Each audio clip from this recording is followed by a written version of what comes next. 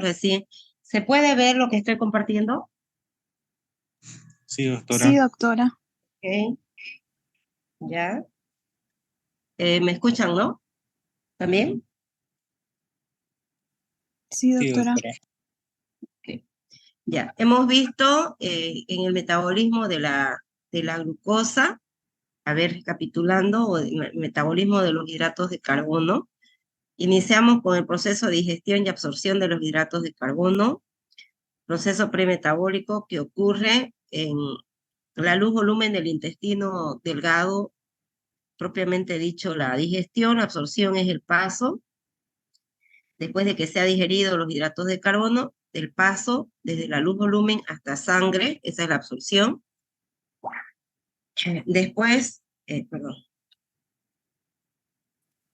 ahora sí. Después, una vez que está en sangre, los hidratos de carbono simple tienen que pasar de sangre y ingresar a los tejidos.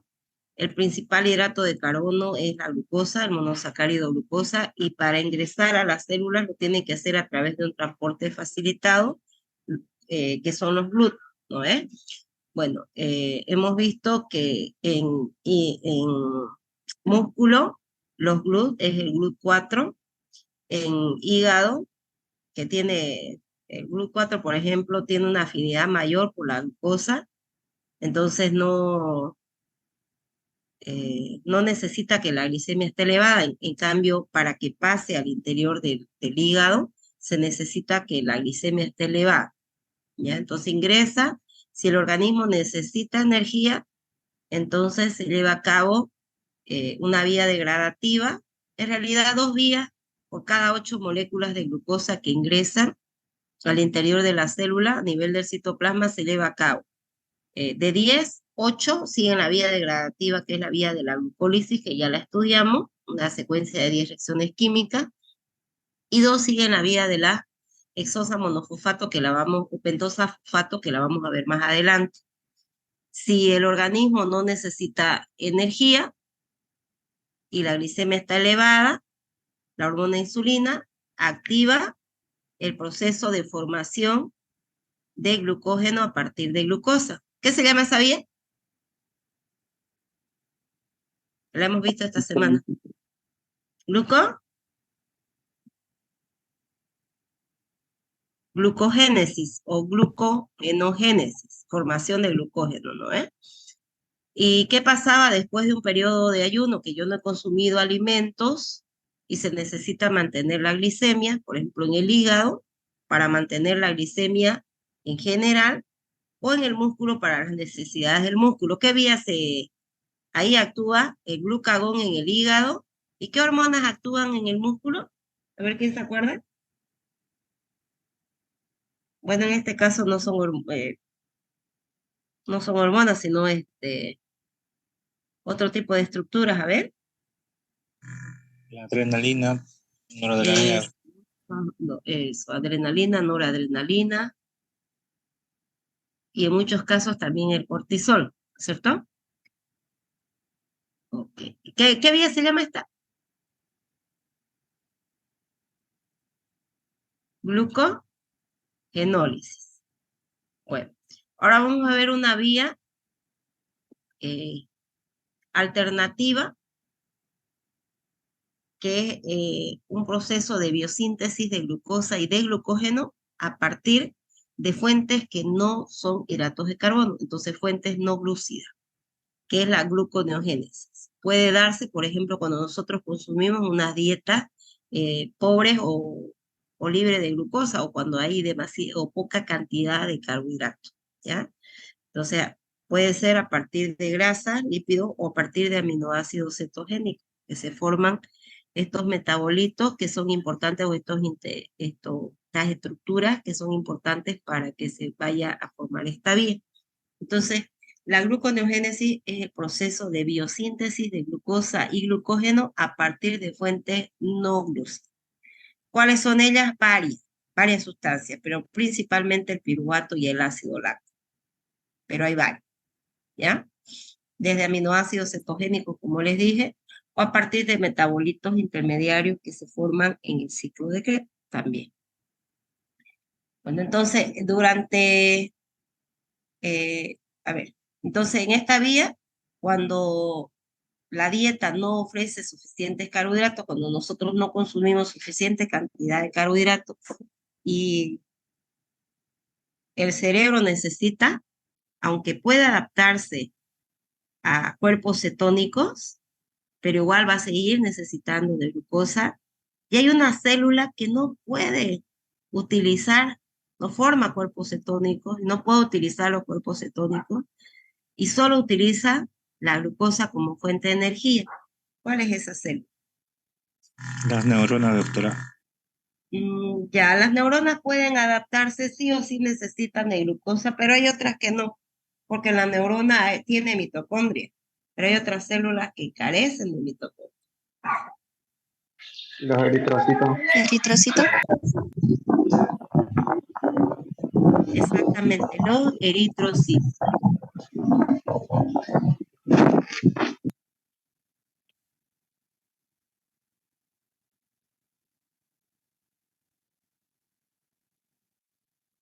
Entonces, en un periodo de ayuno de más de 12 horas o durante un ejercicio prolongado, ¿por qué decimos más de 12 horas?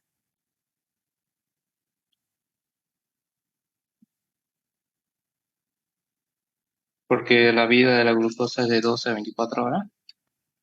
Ya, el almacenamiento de él es una Glucógeno. estructura más grande. ¿De qué?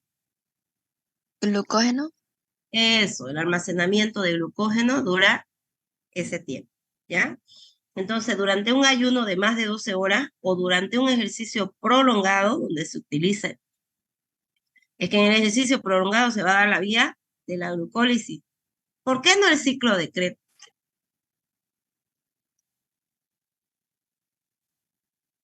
A ver, ¿quién se acuerda?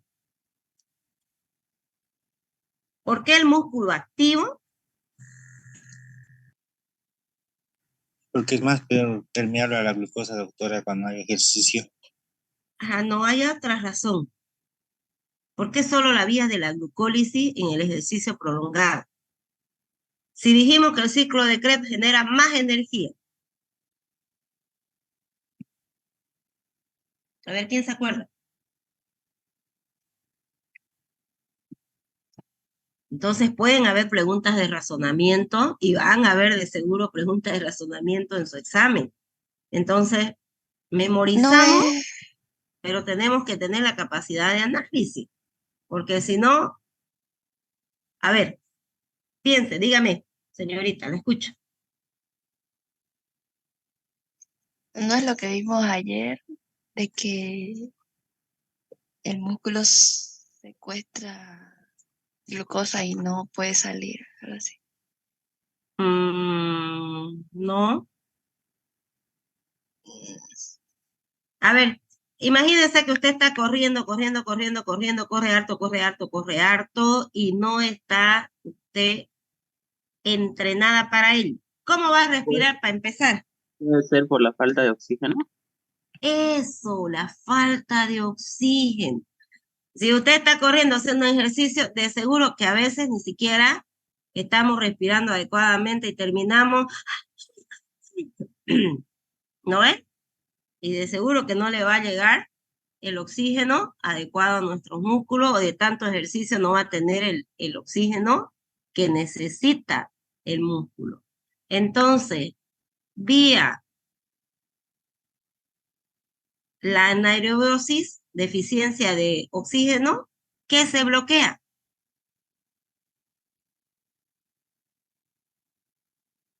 El ciclo ¿Mm? de Krebs. El ciclo de Krebs, que dijimos que es una vía anfibólica dependiente de oxígeno. Entonces, la deficiencia puede bloquear parcialmente y la falta total bloquea totalmente el ciclo de Krebs. Entonces, durante un ejercicio prolongado en el músculo activo, ¿qué se bloquea? Ciclo de Krebs. ¿Cuál es la fuente de obtener energía? Vía la glucólisis. ¿Qué pasa si se gasta la reserva de glucógeno? Se tiene que formar glucosa a partir de fuentes no sustratos glúcidas o de sustratos alternativos. ¿Se entendió? Por ejemplo, este principio es lo que utilizan para las dietas cetogénicas. No sé si han escuchado ustedes de las dietas. Pero no se puede privar totalmente porque el cuerpo de todas formas va a necesitar cierta cantidad de glucosa. Entonces funciona bien durante un tiempo, pero hay que ver si lo puede mantener por mucho, mucho, mucho tiempo. Igual en las verduras, igual en las hortalizas, en ciertas legumbres, aparentemente nosotros vemos que no tiene carbohidratos, pero tiene.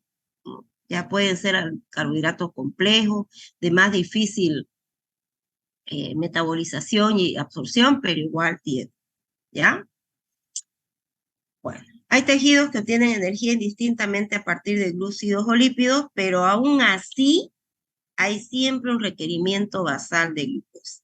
¿Quién necesita ese requerimiento basal de la glucosa? Cerebro, como dijo el compañero, y los eritrocitos. Eritrocitos sobre todo porque no tiene otra forma de obtener energía más que vía la glucólisis. Entonces, el sistema nervioso y los eritrocitos solo utilizan glucosa. Lo que le decía, el cerebro se puede adaptar para utilizar cuerpos cetónicos como principal combustible, pero aún así necesita algo de glucosa. En cambio, se los he puesto con rojo, los eritrocitos no son capaces en modo alguno de metabolizar los cuerpos cetónicos. ¿Por qué? Porque carecen de mitocondria. Entonces, el eritrocito sí o sí es dependiente ¿de qué? De la glucólisis, doctora. Eso, de la glucosa, ¿no? Y la vía la glucólisis. Y es importante el eritrocito, ¿para qué nos sirve? ¿Qué dicen ustedes? El intercambio gaseoso, doctor. Es Para el transporte. importantísimo, exactamente, para el intercambio gaseoso. Nosotros somos seres aeróbicos, no podríamos vivir sin oxígeno, ¿no? ¿Ok? Bueno, ahora entonces, en condiciones anaeróbicas, la glucosa es el único combustible proveedor de energía en músculo esquelético. Claro que no se forma piruvato. ¿Qué se forma? Lactato. Eso, lactato o ácido láctico. Hoy hablamos, ¿no? De la MAPURCA, ¿se acuerdan? Esta semana hemos hablado del ciclo de Cole. Entonces, cuando el aporte de glucosa externo es insuficiente, entonces dos órganos son importantes. Hígado, principalmente el 90% lo lleva a cabo y un 10% el riñón, que catalizan o realizan esta vía de la formación de glucosa a partir de fuentes no glúcidas, que vendría a ser la gluconeogénesis. Entonces, estos son órganos gluconeogénicos. Entonces, la gluconeogénesis es el proceso en que la glucosa se origina a partir de, ¿qué dijimos? De fuentes no glúcidas. ¿Cuáles son? Principalmente glicerol, lactato, aminoácidos cetogénicos, como la alanina, serina, glicina, cisteína, treonina. Todos estos pueden formar piruvato. Entonces, glicerol, lactato, piruvato, estos aminoácidos cetogénicos. Y lo que les decía, ¿no? Cualquier intermediario del ciclo de Krebs, como el alfa-cetoglutarato, el succinato, fumarato, salvacetato, bueno, y el piruvato que, bueno, acá está igual, y el piruvato. Esos son los a partir de estas estructuras, entonces se puede formar glucosa a partir del glicerol, lactato, piruvato. Y otras, bueno, estos aminoácidos cetogénicos, alanina, serina, glicina, cisteína, treonina, alfa-cetoglutarato, succinato, fumarato y oxaloacetato.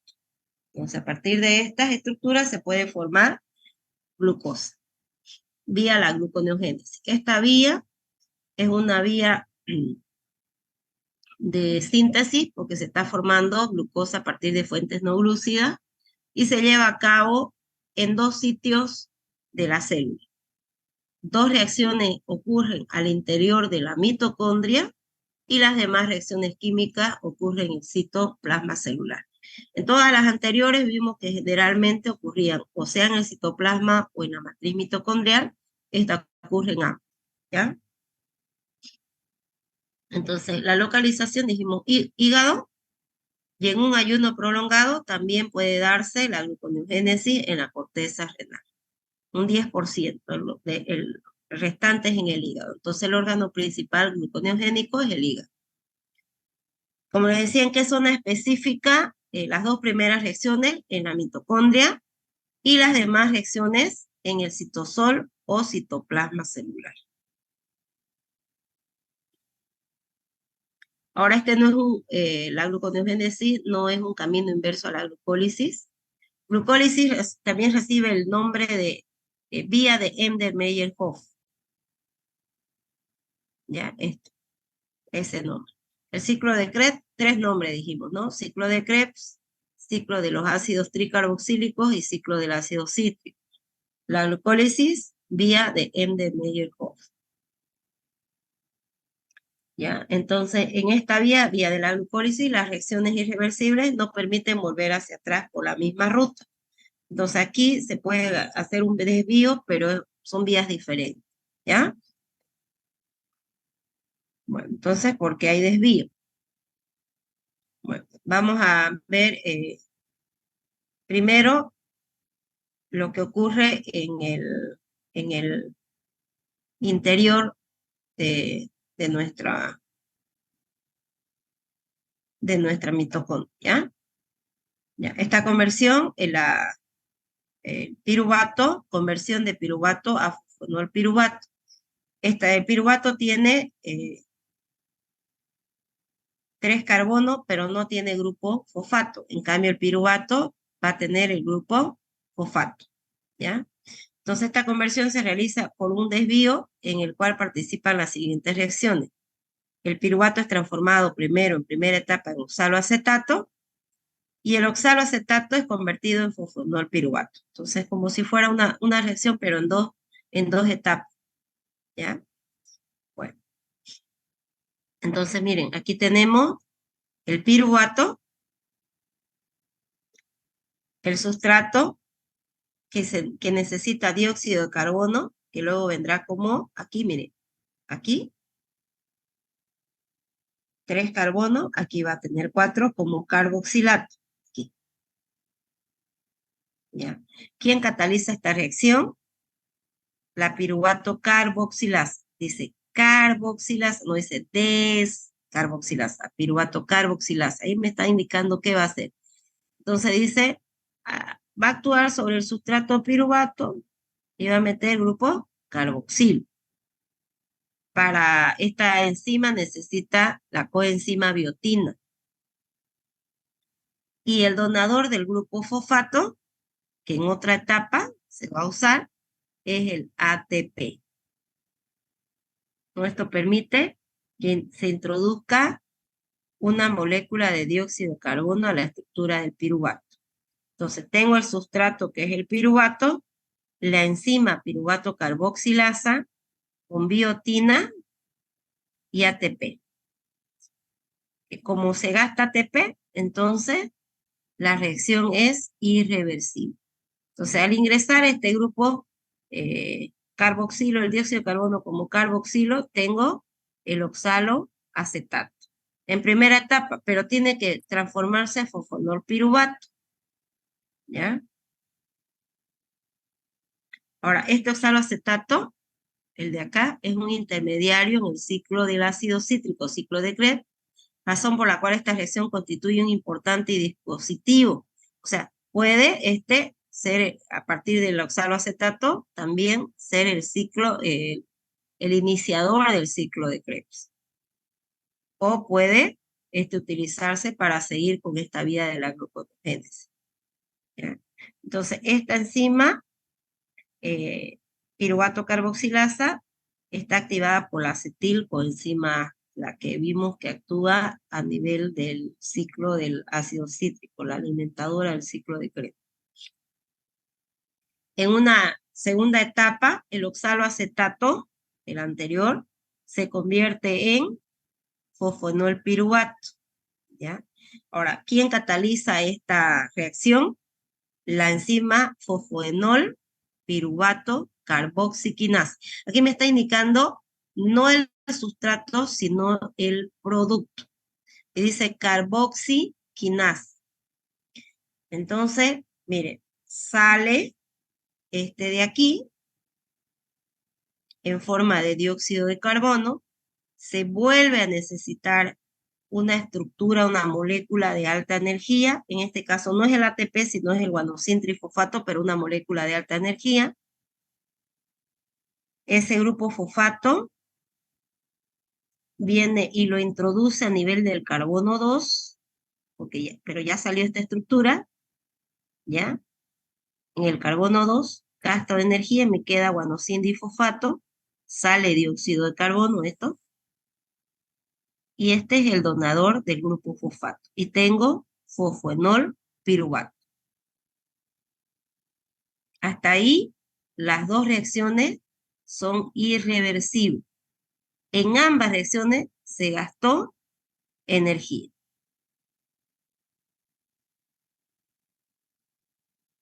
Primera etapa. Entonces, formación en dos reacciones es una reacción.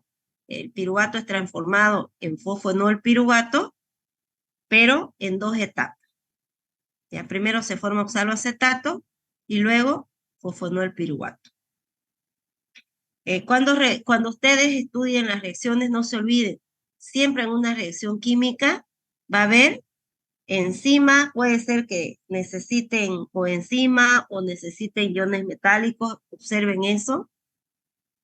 Fíjense el tipo de reacción química que se da, si es reacción reversible, irreversible. Irreversible, la flecha nos va a indicar en un solo sentido el sustrato y el producto que se forma.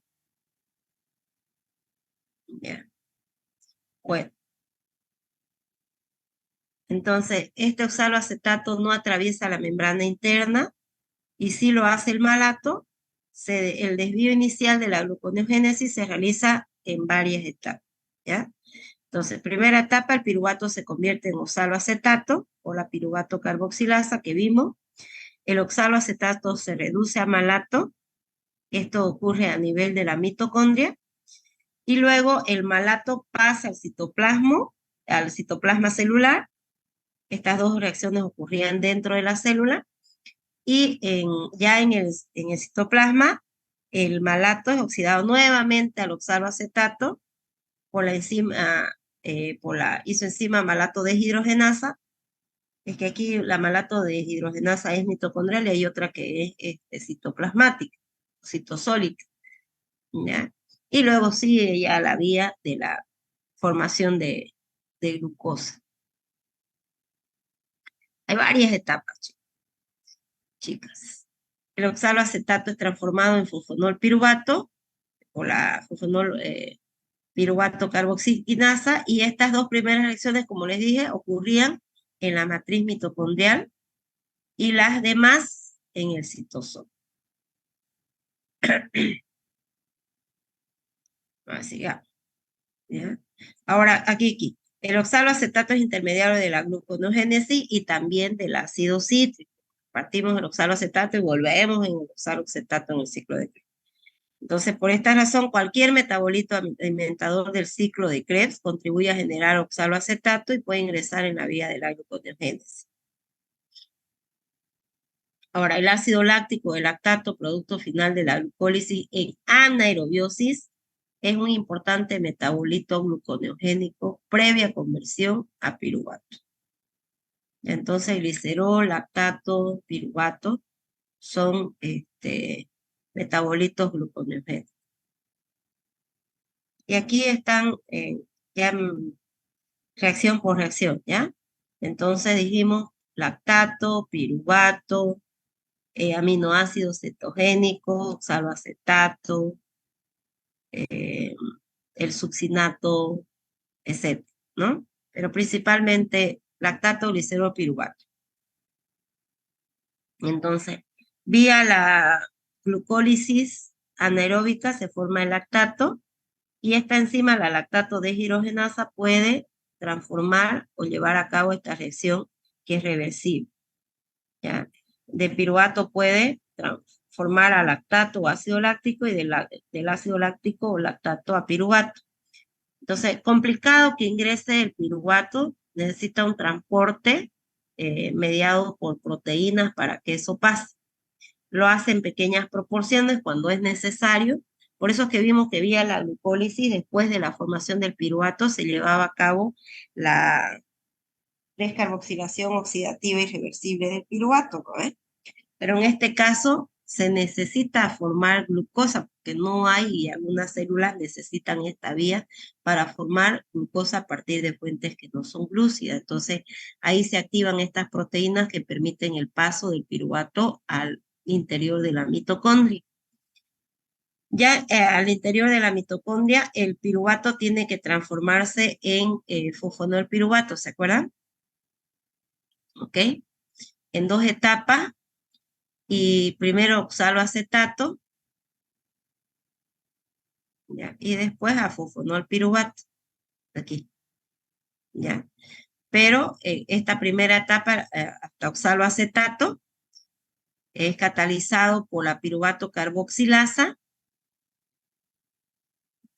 Aquí tienen que ingresar un grupo carboxilo, les mostré, y el ATP se necesita como donador de energía para que eso suceda, porque este tiene 3 carbonos, el de acá, esta estructura tiene 4. El oxaloacetato no puede pasar, no atraviesa, entonces tiene que darse esta reacción química y el cambio de oxaloacetato a malato, catalizado por la enzima malato deshidrogenasa mitocondrial. Entonces sale, ahí ya puede salir el malato. Estas 2 reacciones ocurren al interior de la mitocondria. Una vez el malato fuera, gracias a la malato deshidrogenasa, esta vez ya citosólica, se transforma nuevamente en oxaloacetato.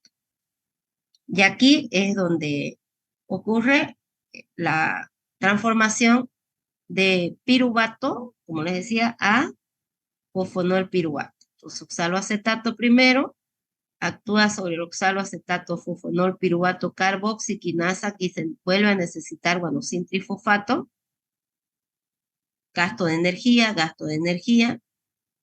y de acá se libera del oxaloacetato como dióxido de carbono, vuelve a salir, carboxiquinasa, sal.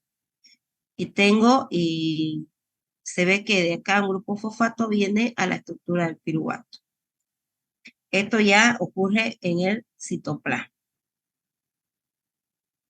El fosfonol piruvato tiene 3 carbonos y una enolasa actúa sobre el fosfonol piruvato y lo transforma en 2-fosfoglicerato. Es largo. Todo esto ocurre en el citoplasma. 2-fosfoglicerato por una mutasa cambia solo la posición del carbono 2 que estaba el grupo fosfato al carbono 3. Necesita que ingrese otro grupo fosfato a la estructura. Entonces es catalizado por la fosfoglicerato quinasa. El ATP otra vez se gasta ATP, es el donador del grupo fosfato. Entonces ya me queda el producto va a ser 1. Ya viene el grupo fosfato en la posición 1, 1,3 bifosfoglicerato. Sobre el 1,3 bifosfoglicerato actúa el gliceraldehído 3-fosfato deshidrogenasa. Entonces una reacción de óxido-reducción, porque una estructura se oxida, otra se reduce. ¿A qué? A gliceraldehído 3-fosfato. Ahora, esto es por parte del piruvato que ingresó, ¿no es? Pero el glicerol también puede ser otro metabolito de esta vía. Entonces, mire, el glicerol, gracias a la enzima glicerol quinasa, igual se fosforila, me forma glicerol 3-fosfato.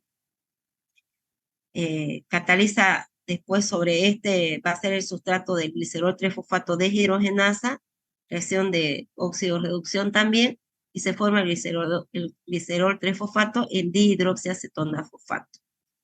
Esta dihidroxiacetona fosfato es similar al gliceraldehído, solo que este es una cetosa y esta es una aldosa. Ambos tienen 3 carbonos. Entonces, puede la fosfotriosa isomerasa convertir en su isómero, por ejemplo, de dihidroxiacetona fosfato en gliceraldehído 3-fosfato. Si sumamos dihidroxiacetona o se transforma en gliceraldehído 3-fosfato más gliceraldehído 3-fosfato, 3 y 3, una estructura de 6 carbonos, una aldolasa, va a formar gliceraldehído 3-fosfato más gliceraldehído 3-fosfato, me va a formar una estructura de 6 carbonos, que es la fructosa, y ambos tienen grupo fosfato, fructoso 1,6-bifosfato. ¿Se acuerdan que estas estructuras parecidas habían en la glucólisis? Revisen, si no, van a ver. Entonces, sobre la fructosa 1,6-bifosfato, actúa la fructosa 1,6-bifosfato fosfatasa, saca un grupo fosfato y me queda fructosa 6-fosfato. Reacción irreversible. Sobre la fructosa 6-fosfato actúa una fosfoglucoisomerasa, transforma en su isómero, glucosa 6-fosfato. Luego está la glucosa 6-fosfatasa, es la que actuaba en la glucogenólisis, ¿se acuerdan? Saca el grupo fosfato y me libera glucosa. Si no necesitamos, a partir de la glucosa 6-fosfato, se puede formar la glucosa 1-fosfato y esta a su vez ir a un glucógeno persistente para meter glucosa para formar glucógeno. Esa es la vía de la gluconeogénesis. Larga, ¿no? Larga y media chipada. Pero hay que estudiar así, reacción por reacción. Entonces creo que aquí me parece que tengo cada una de las reacciones. Mire, todo lo que esto es un resumen. Entonces aquí está reacción por reacción. Los pasos. Y aquí, la reacción 2, 1 por 1. Y ahí las enzimas, en la reacción 3, y así. Ahora esta glucosa 6-fosfatasa no hay, por si un caso, un músculo, ¿no? Entonces el músculo no permite liberar glucosa. Si esta gluconeogénesis se lleva a cabo en el músculo, la glucosa, esta glucosa 6-fosfatasa se va a degradar para las necesidades o se va a almacenar, pero no libera glucosa al medio. En cambio, en el hígado, riñón, intestino, sí. Ya.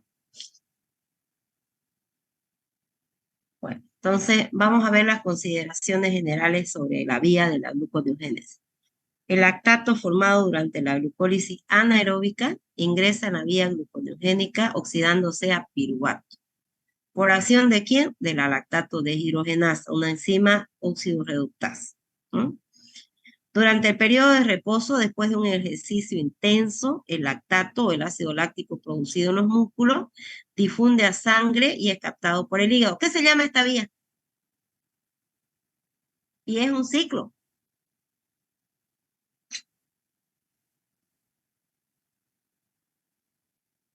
Lo hemos visto esta semana, el miércoles con el F. Ciclo de Cori. Sí, ciclo de Cori. Ciclo de Cori. ¿Ya? Ciclo de Cori. Entonces, vía la gluconeogénesis vimos en un ejercicio intenso se formaba ácido láctico, iba sangre, de sangre a hígado, y ahí se formaba, vía la gluconeogénesis, glucosa y glucógeno. ¿Ya? ¿Okay? Ahora, la participación del oxaloacetato en las dos primeras reacciones de la vía conecta la gluconeogénesis con, ¿qué ciclo? ¿Qué otro nombre recibe? El ciclo de Krebs. Ciclo de Krebs, ¿ya?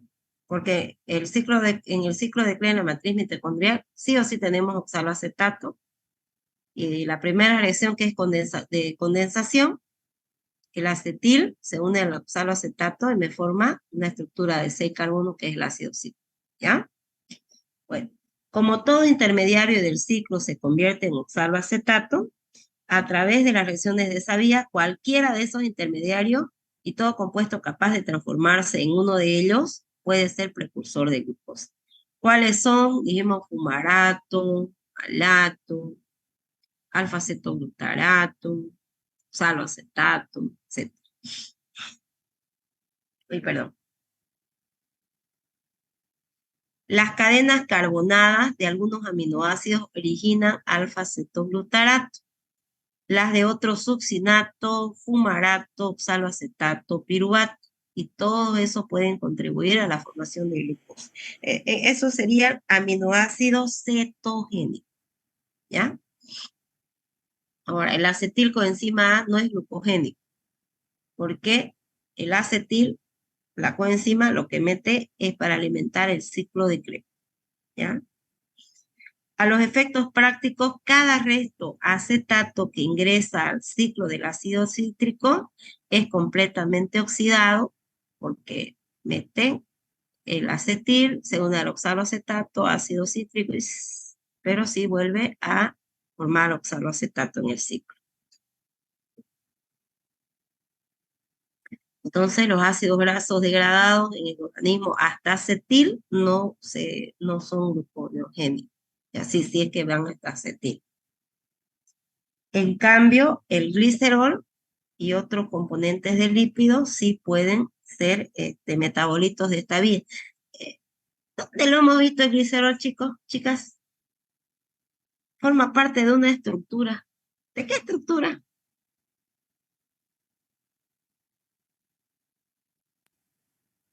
De los Fosfolípidos. ácidos grasosos. ¿De quién, de quién? Fosfolípidos. Ya, también. Ácidos grasos. Eso. Una molécula que ahí al glicerol se entran 3 estructuras. Comemos todo el tiempo y la almacenamos todo el tiempo. ¿Qué se llama? Triglicéridos, doctora. Exactamente, los triglicéridos. ¿Lo ves? Y se forma en el hígado. Entonces, en el hígado, por ejemplo, el glicerol puede ser fosforilado a glicerol trifosfato y luego oxidado a dihidroxiacetona fosfato. Ella puede, por una isomerasa, transformarse en gliceraldehído trifosfato, unirse para formar, aquí no, gliceraldehído trifosfato, dar fructosa 1,6-bifosfato, que va a seguir la vía de la glucosa, ¿ya? O también puede ser el vía de la glucólisis, transformándose en gliceraldehído trifosfato y luego en 1,3-bifosfoglicerato. Bueno, el destino final va a ser determinado de acuerdo a las necesidades de la célula.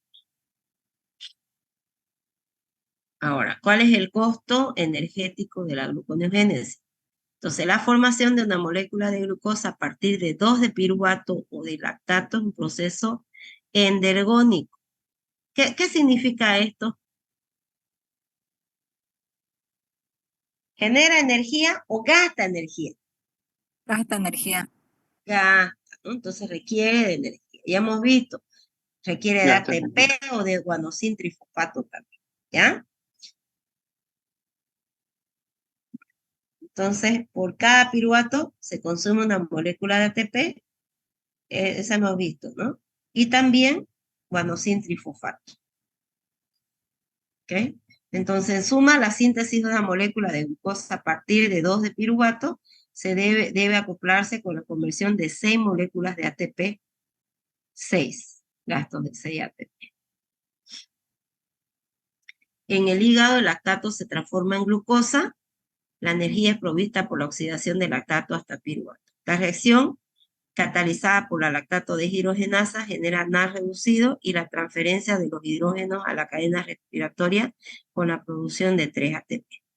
Entonces, por otra parte, la oxidación completa de 1 mol de lactato produce un rendimiento de 18 moles de ATP, 3 en la reacción de oxidación por lactato deshidrogenasa, 3 en la descarboxilación oxidativa y 2 en la oxidación de acetilcoenzima A en el ciclo de Krebs. Entonces, esa va a ser una energía suficiente para la síntesis de 3 moles de glucosa. Bueno, gran parte del oxígeno consumido durante el periodo siguiente a una actividad intensa, breve, como la realizada por un atleta en una carrera de 100 o 200 metros planos, se emplea en la resíntesis de glucosa y glucógeno a partir del ácido láctico. Entonces, de esta manera se paga la deuda de oxígeno contraída durante el ejercicio en anaerobia. El hígado entra luego la glucosa a la circulación, que es el ciclo de Cori, y en el músculo esta glucosa reconstituye las reservas de glucógeno que se gastó en ese ejercicio. Bueno, hasta ahí la vía de la gluconeogénesis. Vamos a ver otra vía. Entonces ya yo les dije, de cada 10 moléculas de glucosa que llegan al interior de la célula, 8 siguen, cuando se necesita energía, siguen la vía catalítica, que es la vía de la glucólisis. 2, esta vía denominada hexosa monofosfato o también pentosa fosfato. Ahora, esta vía es importante porque nos permiten generar, en las anteriores generábamos NAD reducido, ¿no es? Nicotín, adenín reducido, pero acá esta estructura es con fosfato. Nicotín, adenín, dinucleótido, fosfato reducido, NAD, fosfato reducido. Esto se necesita para sintetizar estructuras, ¿ya? Y además en esta vía se produce pentosa fosfato. ¿Cuál es esa? La ribosa. Y esta es importante porque la ribosa forma parte de la estructura de los ácidos nucleicos. Entonces, para la síntesis de ácidos nucleicos y de nucleótidos. Entonces, por eso es importante esta vía. Para generar nicotina, adenín, dinucleótido, fosfato reducido y para formar ribosa 5-fosfato o ribosa que va a formar parte de la estructura de los nucleótidos y de los ácidos nucleicos. Entonces, esta vía comprende una serie de reacciones estrechamente conectadas a la vía de la glucólisis, ya que ambos, tanto la vía de la glucólisis como la vía de la pentosa fosfato, van a tener intermediarios comunes.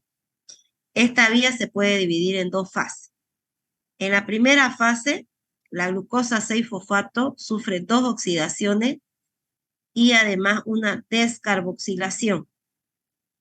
¿Ya? La glucosa que tiene 6 carbonos, al salir un grupo carboxilo en forma de dióxido de carbono, me va a quedar una estructura de 5, apentosa, que va a ser la ribulosa 5-fosfato.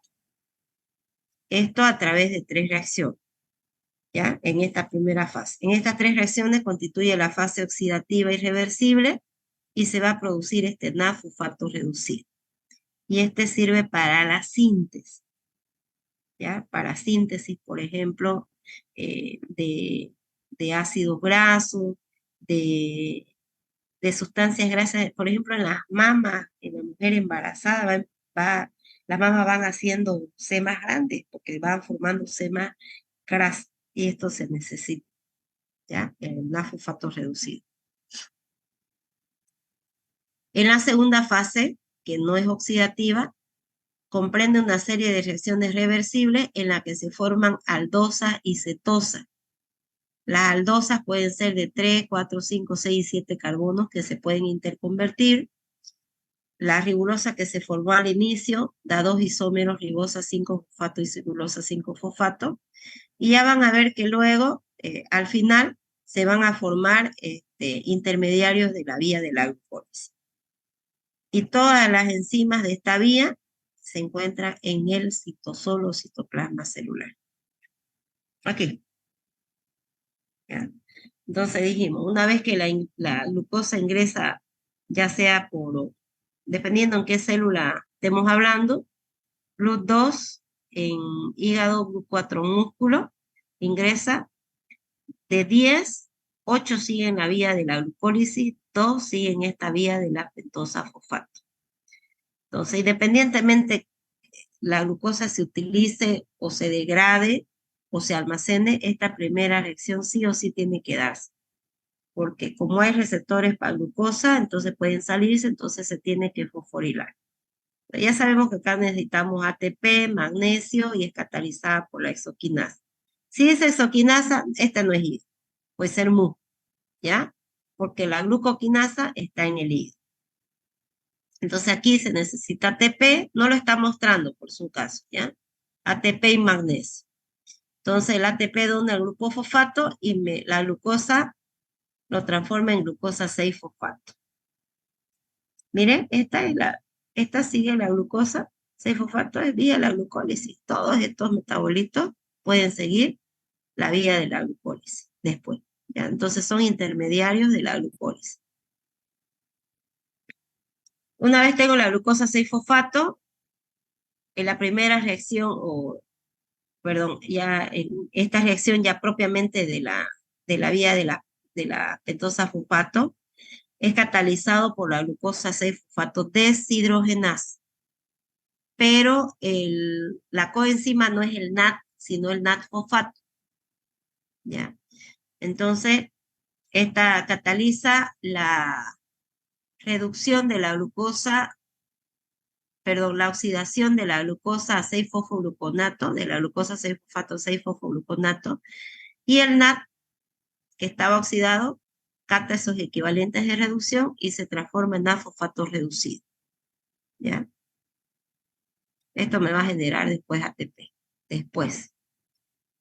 Bueno, a su vez el 6-fosfogluconato se descarboxila, pierde, sale como dióxido de carbono, tenía 6 carbonos aquí, queda como 5, catalizado por la 6-fosfogluconato deshidrogenasa.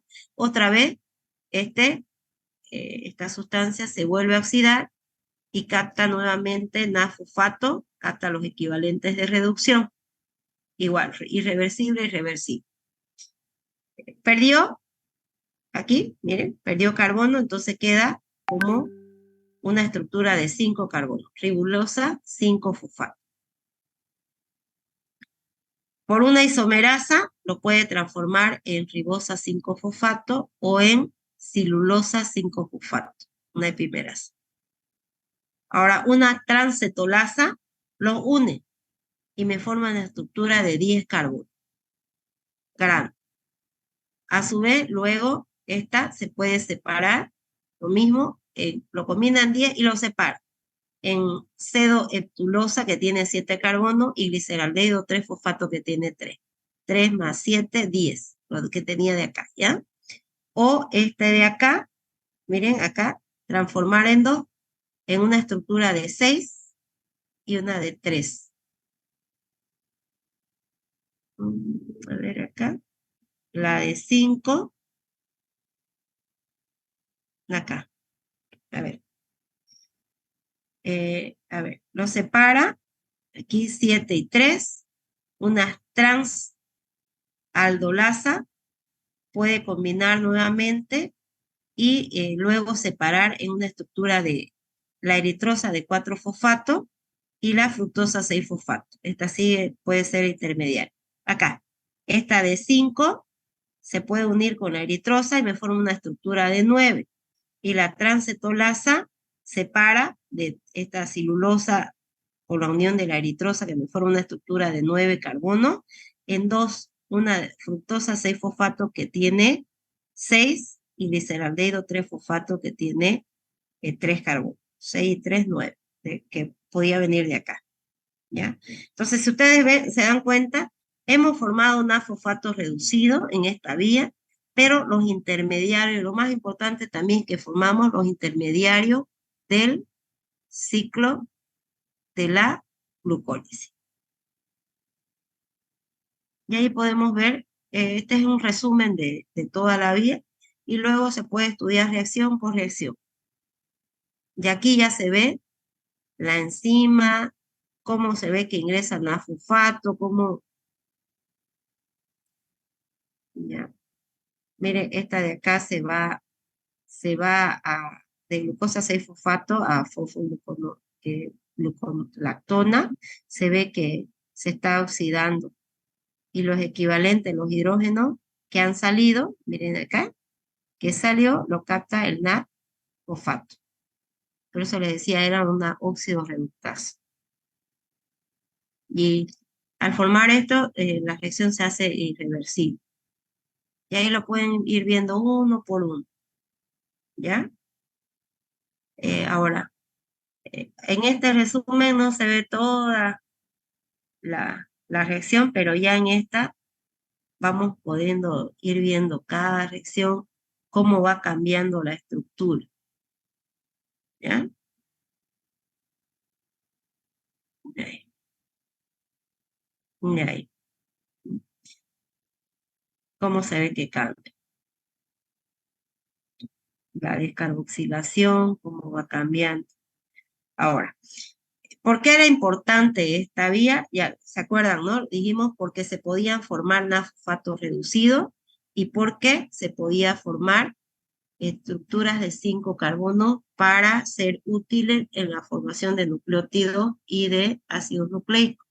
Entonces, no es la glucosa no utiliza mucho esta vía, pero importantísima.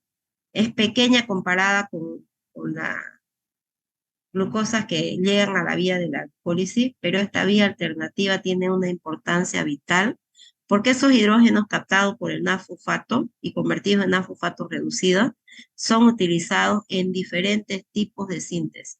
Por ejemplo, se pueden sintetizar ácidos grasos en hígado, en tejidos adiposos y glándulas mamarias del lactante.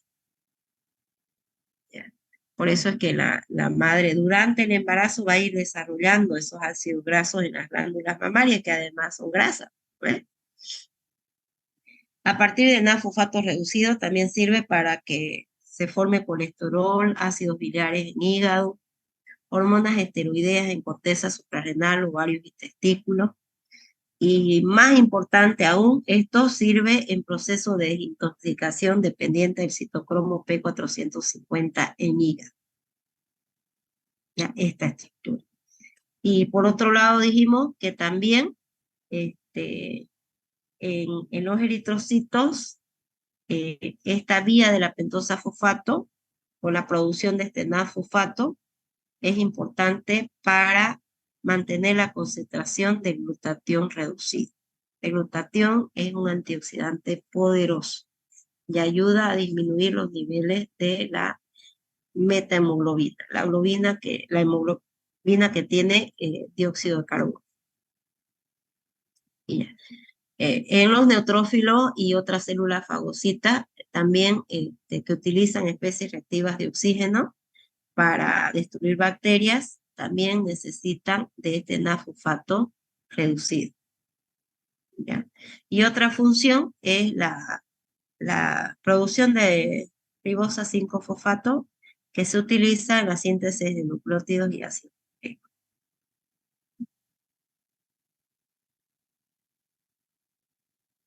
Ahora es importante aquí tomar en cuenta que si falta la glucosa 6-fosfato deshidrogenasa, entonces esta puede llevar a un problema grande, ¿ya? En enzimopatías genéticas. Y entonces disminuye la formación de NAD-fosfato reducido y esto disminuye notablemente la estabilidad de los eritrocitos y es causa de anemia hemolítica. La deficiencia de esta enzima. Es la primera, aquí. Entonces, no podría llevarse a cabo esta vía y este es necesario, el NAD-fosfato reducido. Okay. Bueno, vamos a ver el metabolismo de otras exosas, fructosa, galactosa y manosa. Van a ver con esta vía que independientemente de lo que nosotros consumamos, se producen metabolitos, metabolitos similares al de la vía de la glucólisis y siguen la vía de la glucosa después. ¿Ya? ¿Ve? metabolitos iguales, lo producido a partir de la glucosa, y por ello el destino final de las 3 hexosas es el mismo. ¿Ya? Bueno, entonces primero, independientemente cuál sea la vía, sí o sí se tiene que fosforilar. ¿Ya? Ahora, la fructosa, la célula, ¿qué gluten utiliza al ingresar? GLUT5, 5. GLUT5, ¿ya? Entonces la primera, igual como tiene, esta sí o sí se tiene que fosforilar. Actúa la enzima fructoquinasa. Igual necesita magnesio como cofactor y ATP como dador del grupo fosfato. La glucosa era en el carbono 6, ¿no? Aquí directamente en el carbono 1. ¿Ya? Entonces se forma fructosa 1-fosfato. Ahora tiene escisión, rompimiento, ¿no? Es escindida entre el carbono 3 y 4 para dar aquí. La aldolasa lo parte en 2. ¿Ok? En 2. Entonces, la aldolasa B o fructosa también se conoce como fructosa 1-fosfato aldolasa. ¿Ya? Entonces, esta parte en 2 estructuras, ambas de 3 carbonos. Este es el gliceraldehído, grupo funcional aldehído, y este es el dihidroxiacetona. Gliceraldehído 3-fosfato, gliceraldehído y dihidroxiacetona fosfato. Ya. El gliceraldehído es fosforilado gliceraldehído 3-fosfato por una triosa quinasa dependiente de ATP, gliceraldehído 3-fosfato, y este ya es un intermediario del ciclo de Krebs. Del ciclo de la vía de la glucólisis, perdón. Este es un intermediario de la vía de la glucólisis. ¿Ve? ¿Qué se consiguió aquí? La fructosa formó en la misma triosa fosfato que la glucólisis, gliceraldehído 3-fosfato. Entonces, esta gliceraldehído 3-fosfato puede seguir la vía de la glucólisis y finalmente oxidarse en el ciclo de Krebs hasta dióxido de carbono y agua para proveer energía. ¿Ya? Otra vía de menor importancia es la fosforilación en carbono 6, y esto es catalizado por la hexoquinasa, fructosa 6-fosfato, y luego esta ya se puede ir directamente a la vía de la glucólisis. Por eso dice glucolítica. Entonces, la fructosa tiene el efecto sinergético con el metabolismo de la glucosa, aumenta la afinidad de la glucoquinasa por glucosa y estimula la utilización de esta aldosa en el hígado. El ingreso de fructosa en la vía glucolítica elude las reacciones limitantes de esta, que es la formación de a partir de glucosa 6-fosfato a fructosa 1,6-bifosfato. Además, la fructosa 1-fosfato es activadora alostérico de la piruvato quinasa. Esto explica por qué la formación de lactato es más rápida a partir de fructosa que de glucosa. Entonces si nosotros consumimos grandes cantidades de fructosa, podemos llegar a formar más ácido láctico. Entonces, una ingesta exagerada de fructosa puede provocar una acidosis láctica en mayor proporción. Entonces, y por otro lado, una sobrecarga de fructosa en la dieta resulta en aumento de ácido úrico en sangre y orina. Entonces, cuidado con las bebidas edulcoradas, porque las bebidas edulcoradas utilizan sustancias que tienen mucha fructosa. La fructosa es más dulce que la glucosa. ¿Ya? Coca-Cola, no sé, bebida, utilizan ¿qué se llama esto? Es una estructura de maíz, del maíz, sí, ya que tiene mucha fructosa.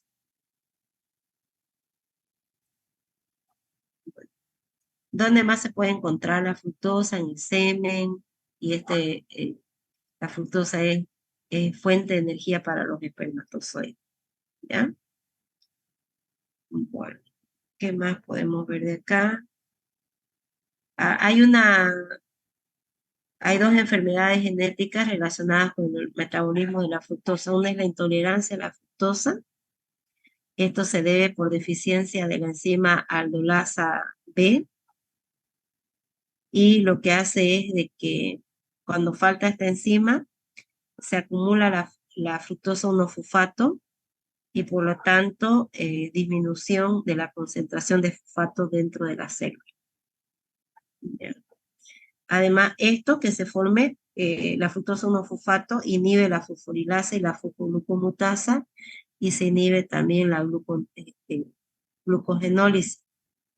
Entonces, estos pacientes que tienen intolerancia a la fructosa pueden presentar hipoglucemia, aunque haya glucogenolina, ya porque no tenemos estas enzimas.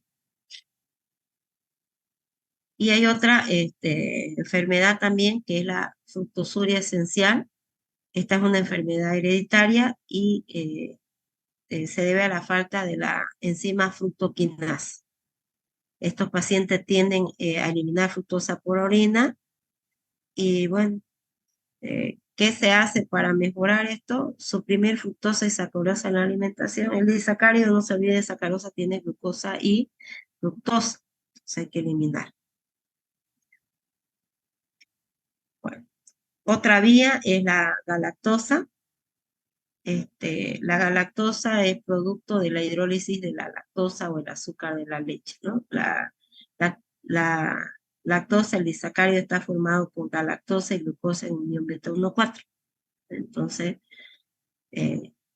generalmente no pasa nada, pero hay pacientes que tienen deficiencias de enzima y entonces hace de que se acumule la galactosa en sangre y produce también trastorno hereditario. Ya. Veamos la formación de cuando consumimos galactosa. Se tiene que fosforilar, igual va a seguir luego la vía de la glucólisis. Entonces, la fosforilación es dado por la galactoquinasa, el ATP de un grupo fosfato y ese grupo fosfato va al carbono 1. Entonces, formación de galactosa 1-fosfato catalizado por la galactoquinasa. Luego, se activa la galactosa uniéndose al uridín difosfato, ¿ya? Un fosfato catalizado por la enzima galactosa 1-fosfato uridil transferasa. Entonces, aquí la galactosa 1-fosfato se une al uridín y como era uridín trifosfato, sale un fósforo inorgánico, ¿ya?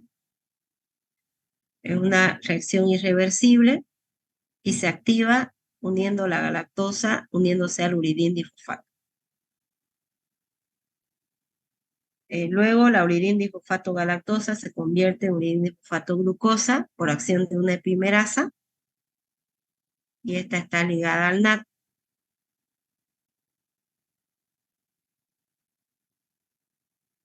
Y después esta de acá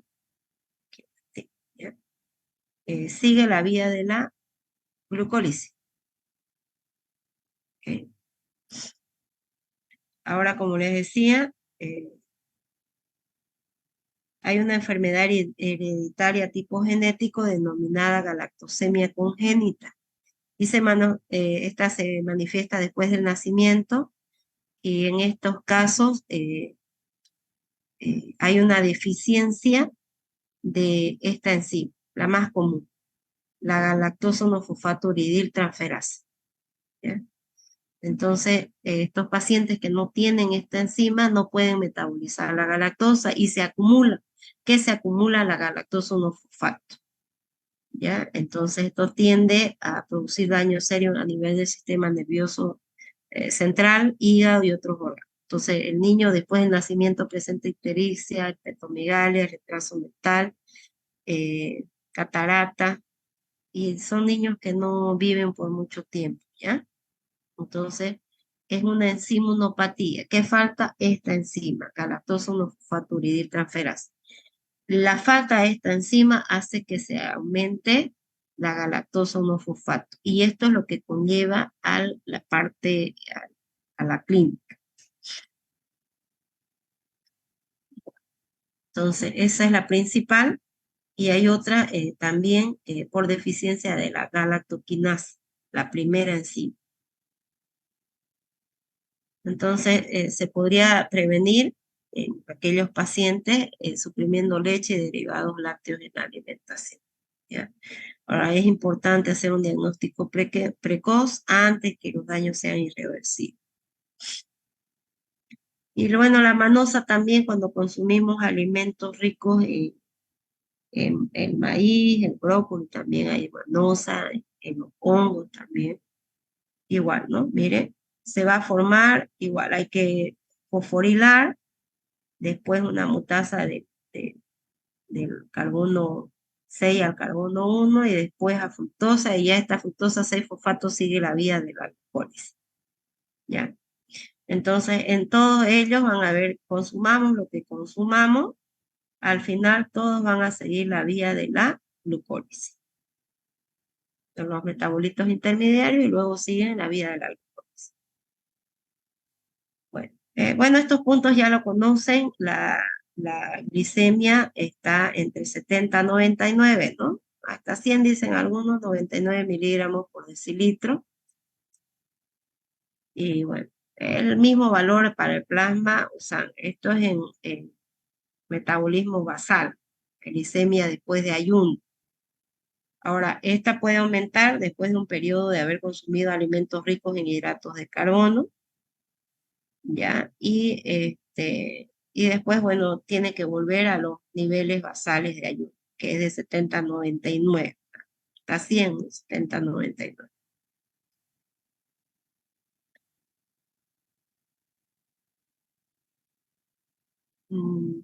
Ahora hay que consumir esos alimentos que tengan un índice glicémico bajo, ya evitar eso, por ejemplo, todo lo que sea muy, muy rico en hidratos de carbono de fácil absorción. Bueno, y esto ya de las pruebas de tolerancia a la glucosa, ya, en qué tiempo se aumenta, hasta cuándo. Y bueno, y ya para hacer un diagnóstico tendría que darnos por lo menos 2 veces repetidas en ayuno de unas 8 horas, un valor mayor a 126 miligramos por decilitro. ¿Ok? Bueno, jóvenes, ya repasan este es un poquito lo que ya han visto. Y hasta ahí es el tema. Ahora, antes de concluir, nos falta un tema que es largo, pero tenemos que fijar fecha de exámenes. Y ahora estuvimos hablando con sus compañeros del grupo C y estamos pisados por el tiempo y complicado para ustedes, complicado para mí, pero me parece que no vamos a poder fijar en una fecha donde ustedes no tengan nada, porque todo ha quedado para lo último, así que todo lo que es la semana del 11 hasta el 16 tengo que tomar su tercer parcial y su examen práctico en esa semana. Y a partir del 18 hasta el 22, su examen final. Y eso hasta el 21 tendría que ser, porque el 23 estaría tomando segunda instancia. Tengo que entregar nota, la última fecha para entrega de nota es el 26. Y 27 ya estoy tomando examen de mesa examinadora, que va a ser oral, pero eso ya es el examen de mesa cuando ya terminó la gestión 2023. Entonces, capaz que me digan hasta el 23, hasta donde sea, en la última fecha de entrega de notas el 26, pero por ahí nos dicen 23. Entonces, yo tengo que por lo menos tomar examen y ya tener ustedes sacar cuentas de cuántos van a tener para saber su nota, para saber quiénes entran a segunda instancia. Así que estamos fregaditos, jóvenes y señoritas, lo siento mucho, pero no puedo programar en otra fecha. Ustedes dirán qué día disponen entre el 11 y el 15 para tomar examen. 11 lunes, 15 viernes, o digamos 16, podría ser sábado, pero hay que ver si nos prestan aula. Entre lunes y viernes, ¿qué día le es mejor para que les tome el examen? Y ojo, no son dos exámenes, el práctico y el parcial. Quizás sea conveniente para no ir 2 o 3 veces el mismo día tomarles examen práctico y el parcial. Doctora, si es un sábado estaría bien porque entre esa fecha del 11 y 13 hay examen de bacterio, el final. Y de fisio. El Sábado viernes. nosotros pasamos El fisio. sábado tenemos de práctica. fisio, doctor. ¿Y si sería el martes 12? ¿Qué Ese día dicen? tiene examen de bacterio, del 11 al 13 tenemos finales. El miércoles. Pero, Hay que hacer una jóvenes, encuesta por WhatsApp. olvídense, jóvenes, de que no se les va a cruzar con nada. Ya olvídense. Yo todo este año intento los exámenes hacerlos separados